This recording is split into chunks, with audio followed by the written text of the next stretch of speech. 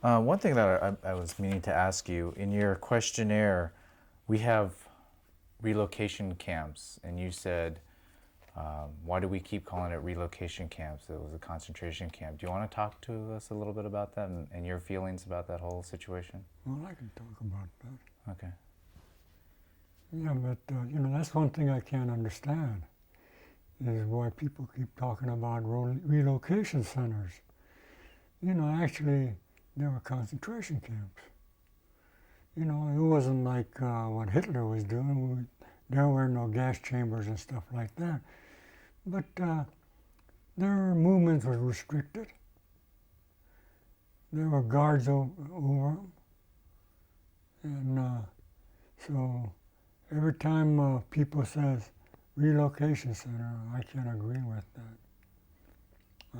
Call it a concentration camp, which actually what they were. But I guess it's the government's nice way of saying concentration camp. But I can't hold that to be true to myself. And anybody that calls them relocation center, I think, is lying. It's kind of the nice way of saying concentration camp for the government. I think the Japanese American Museum should never call that a relocation center. And there are things they should emphasize concentration camps. See, why try to smooth over something that happened? Tell it like it is. So I believe that call it a concentration camp. That's good. One question I have in Fort Riley, when President Roosevelt came, and you were in the barracks, how many Japanese? Oh, there must have been a couple dozen. Was there any conversation during this time? Oh yeah, we were talking. Even they had a card game going. Of course, we play penny ante, cards, because when you're just drawing $30 a month, and you got to pay for your insurance and your laundry, and you get a clip of tickets for a movie, you ain't got very much left. And so when we got to jump to $50, man, we were living high off the hog. But then when it got to that point, I started sending $22 of that money to my wife and another $5 to my dad. So they were taking $27 off the top. And when I went overseas, I was drawing staff sergeant's pay of $96. And all my allotments and everything was coming to $96.10. So when I owed the government 10 cents every month. But once I got overseas, then you get that 20% overseas pay. So I was able to have cigarette money then. But my wife put away quite a bit of money at that time, so we were lucky. So other than the gambling that was going on, the card playing, now this is the time when you had machine guns keeping you inside the barracks, right? Was there any conversation in terms of what is this about, or anybody bring up any beef about that? Everybody was wondering what it was about, but nobody came out and said it was President Roosevelt's in camp. So they just told us to get in the barracks and stay there. But we didn't know at that time Roosevelt was in that camp until afterward. So it wouldn't have done us no good even if we had rifles, because we didn't even know he was there. Okay, pause real quick. Okay. Staying within the training that you had, maybe we're moving on to Shelby. Is that when you were into the 442? Do you remember your most vivid memory from that whole situation good or bad, maybe a good time. Do you remember a good time that you had? Something funny that happened? Well, there was not too much good time, but I mean, it wasn't where we were under guard or nothing, you know. We were, so, I mean, we were able to talk stories, and you had certain groups that you were buddy with, you know, and you hung around with them, you played pinochle or whatever. I remember when I was in Fort Riley, Kansas, we were shooting craps one night, and it was raining like heck outside. I made 14 straight passes, and we were on 10 cents limit. But you know, 10 cents in those days, for dime you could go to a show and, on the post, you know. So it was quite a bit of a chunk of our allowance that we had left. But we didn't have too much to splurge. So our activities were limited. Go to town, all we do is walk to town and eat at a Chinese restaurant there before we went back because we had to have rice. Or if somebody else went to town, you tell them, hey, bring me some egg foo young. And you give him money and he'd bring back some egg foo young. But we missed our rice, especially at Fort Riley, Fort Warren, Wyoming. But good thing about Fort Warren is some of the guys were able to go to Denver on a weekend pass because Denver is right close to Cheyenne, Wyoming. But nobody had that much money to go, so too many guys didn't take advantage of that. When you were in, how long were you in Camp Shelby? Oh, I say about a year. When you went into town, how did the people treat you? I mean, you and the rest of the... Well, the people in Mississippi treated us pretty good. We didn't have no problem with them. We were treated like white people, you know. We didn't have to sit at the back of the bus or go to a segregated toilet or anything. We went to wherever the white people went. We were considered white there in Mississippi and Alabama. I say Alabama is because we took a bunch of German prisoners from Afrika Korps into Alabama to pick peanuts. And we were the guards and they were the prisoners. And we had to stand guard over them while they were out there in the field picking peanuts. And when we go to town in city of Dothan, well, there was a USO there. And they'd have a dance there, and heck, and Jap Buddha heads were dancing with white girls there. And people in Alabama treated us nice.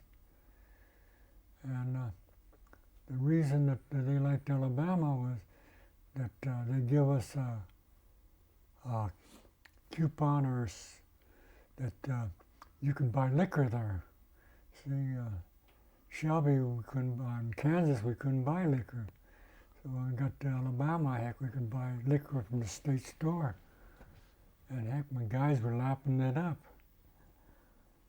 And it was rationed, of course, you know. But we ate good in Alabama. We drew our supplies from Dothan Air Base, and the Air Corps ate good. And in Mississippi, we were drawing, the rest of the supplies we were drawing from Army base there. So the main thing is we were drawing rations from the air base, so the cooks were getting good stuff for us. Heck, we were getting some steaks once in a while. Well, we never did have that in Shelby. But the people in Alabama and Mississippi treated us pretty good. Especially, there was one Hakujin rancher there that owned a souvenir shop, Earl Finch. he used to invite Japanese American soldiers to his farm, and he put on a barbecue for them, you know. So people were going to his farm all the time. And when he retired, he went to live in Hawaii. And I don't think he could have done anything wrong in Hawaii, because the way he treated the boys in Mississippi. I heard about him. Huh? I heard about him. Yeah. Well, people don't forget kindness, you know. So that's a lesson to you young sanseis and yonseis. People don't forget kindness. But, you know, times are different then. And whoever was kind to you, you're always remembered.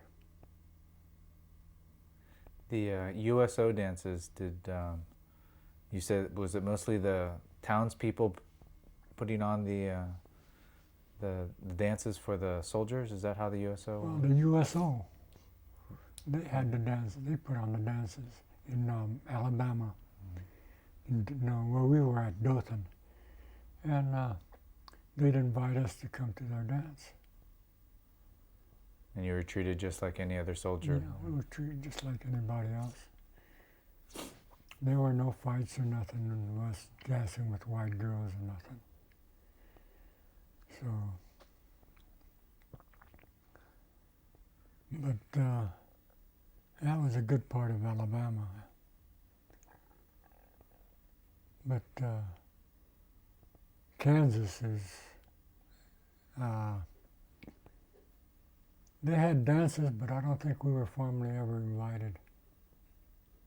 I know when I was driving a truck, I'd drive to these outlying cities around the camp and pick up girls to bring up to the dance and take them back. But I don't think we were ever invited to come inside. Did you go inside? Well, it didn't matter to us anyway, you know. And I think at that time, Joe Lewis was stationed in Fort Riley, Kansas, and he was putting on dances for the colored troops. So he was paying for that out of his own pocket. But as far as Japanese Americans go, there was nothing, no social activities in Fort Riley, Kansas for the Japanese people. What was your worst experience in training camp and while you were training? Did you have something that you... Well, actually nobody hassled me in camp, training or otherwise. I kept my nose pretty well to the grindstone and didn't try to make any waves, as most Japanese Americans were. I don't think most of us try to make any waves while we're in basic or while we're in Shelby, because we figure, what's the use already? Resigned to what we were assigned to do, like people were assigned to various menial tasks. Well, I figure, well, that's what they want us to do, that's what we'll do, that's all. The luckier ones were like me, had staff car at the end. Didn't have to stand no formations or anything. Didn't have to go cut weeds. But there were just a few of us. But most of the guys worked in the warehouses or out in the firing ranges cutting weeds. There was one fellow that was in charge of the books. His name was Kobayashi, I think. He was in charge of auditing the books for the PXs. And while he was doing all that, all he was a PFC. Where any other, if he was white, he would have probably been an officer or something. Well, when they formed a 442, they made it up to him. They made him warrant officer. He became the warrant officer in the 442. But there was no ratings for us, whatever we did. If most white people were driving an officer around, they would have become a T5 corporal. But while I was driving a car, I was just a buck private. So they said, there's no ratings for you guys. We had a few non-coms that had a few ratings, but they were just over us. Not what they did, it's just that they had to have somebody in charge of us. They had one, I think our first sergeant in Fort Riley was a guy named Roy Otani, and he was a sergeant major, I think. He was in charge of all the Japanese troops. And I guess if he didn't like you, he'd put you out in one of those outlying camps. But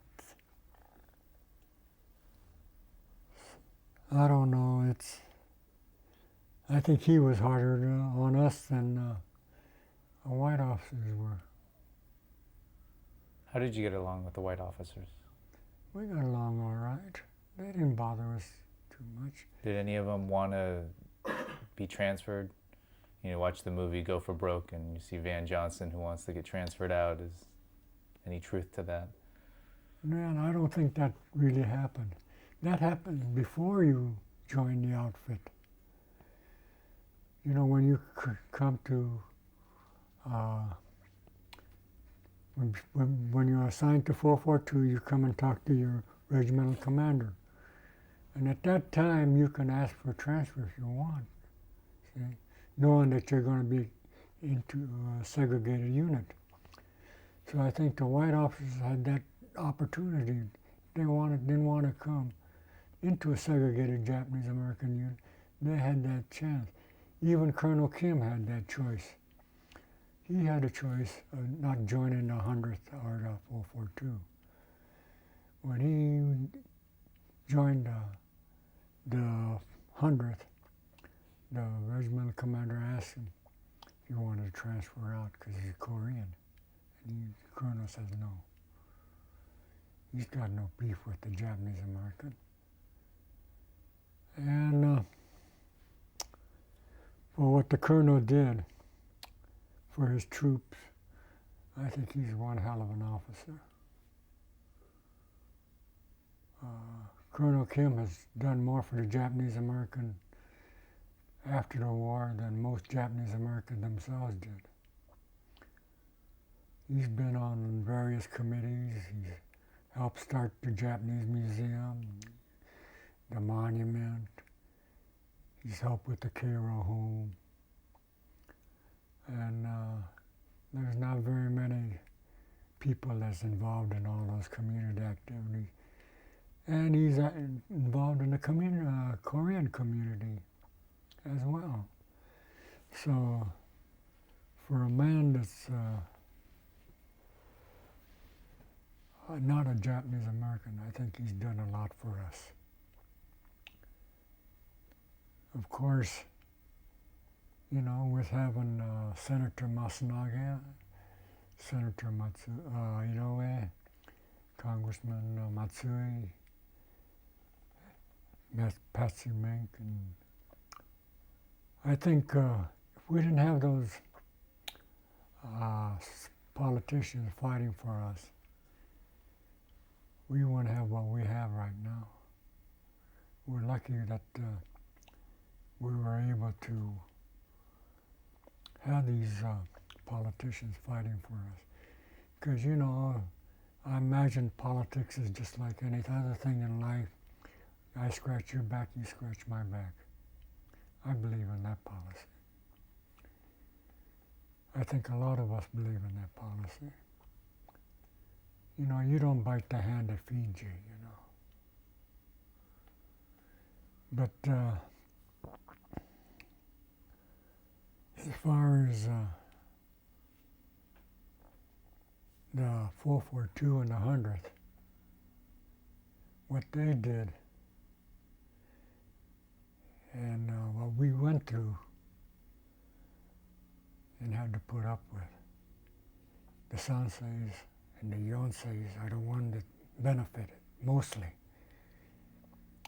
because you felt no prejudice. You can go to any school that you're qualified to go to. You can become anything you want to be. There's no glass ceilings for you guys. And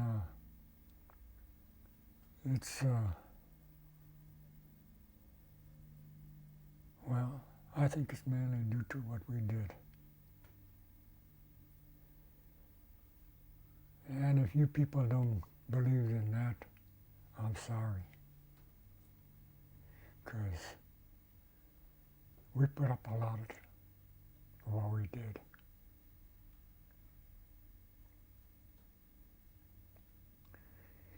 Yeah, it's, I'm glad that somebody benefited by the struggle that the Niseis and the Iseis went through. Because I don't believe in segregation. I don't believe in prejudice. Of course, they say Japanese people are the most prejudiced people in the world. I believe that sometimes. But I try not to affect my life. Because I try to take a person for what he is, not what he's made of. His color, that doesn't matter. If a person is good to me, I'll try to be good to him. But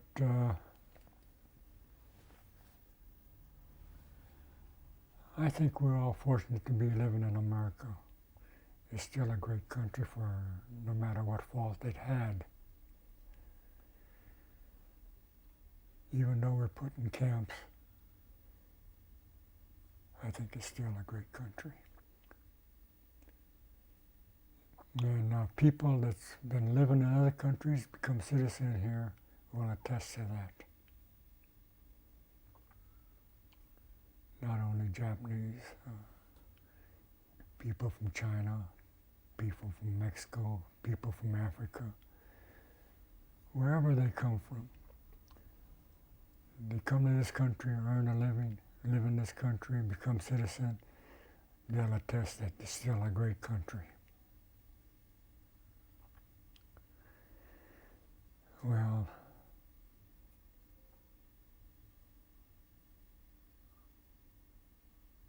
I don't know what else I can say to make the young people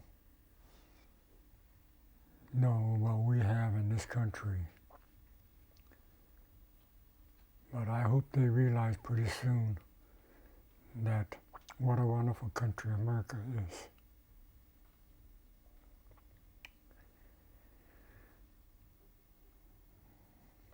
I'm sorry that the young people, the sons and daughters of our organization, has not supported the sons and daughters of the 442 here in Southern California. I don't know whether something is lacking someplace. We're not getting to those people. Like Hawaii, they have a strong sons and daughters. In the States here, it is very weak. I think the oral history and the educational committee has more to do with the future of the 442 than our sons and daughters have. I can't figure out why our sons and daughters cannot join our sons and daughters. it's a real sad story because we need them to carry on the legacy of what we did during the war. Now we have to depend on people outside of our sons and daughters. I like to see something like what the Hawaii people, sons and daughters, did. They put on this reunion in July here in Honolulu, and I thought they went through a lot of work to put on a great reunion. And the